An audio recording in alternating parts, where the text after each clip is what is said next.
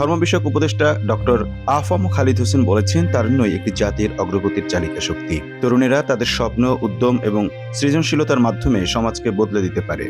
মঙ্গলবার 8 জানুয়ারি সন্ধ্যায় রাজধানীর বাড্ডায় ইউনাইটেড ইন্টারন্যাশনাল বিশ্ববিদ্যালয়ের আয়োজনে ইউটিইউ ইসলামিক সেমিনারে প্রধান অতিথির বক্তৃতায় তিনি একথা বলেন।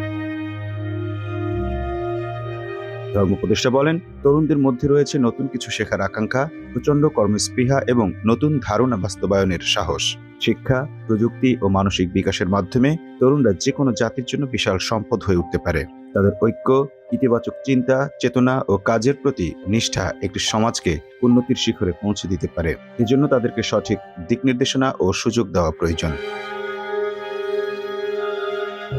খালিদ হোসেন বলেন, তারুণ্যের শক্তি দেশের উন্নয়নের চাবিকাঠি। তরুণদের দায়িত্ব শুধু নিজেদের উন্নতিই নয়, বরং সমাজ, দেশ ও বিশ্বব্যাপী পরিবর্তনের অগ্রদূত হওয়া। তাদের উদ্যম ও কর্মস্পৃহা জাতির ভবিষ্যৎ নির্ধারণ করে।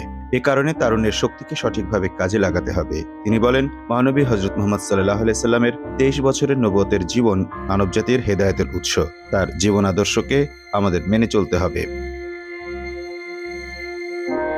উপদেষ্টা ইসলামের সৌন্দর্য নিজে ধারণ করা এবং অন্যদের মধ্যে সেটি ছড়িয়ে দেওয়ার উপর গুরুত্ব আরোপ করেন। এছাড়া তিনি রাষ্ট্র পরিচালনার জন্য উন্নত চরিত্রের মানুষকে বাছাই করার আহ্বান জানান। সেমিনারে আস-সুন্নাহ ফাউন্ডেশনের চেয়ারম্যান শায়খ আহমদুল্লাহ ও ডেফরা ইন্টারন্যাশনাল বিশ্ববিদ্যালয়ের ইসলামিক সেন্টারের পরিচালক প্রফেসর মুখতার আহমদ প্রমুখ বক্তব্য রাখেন।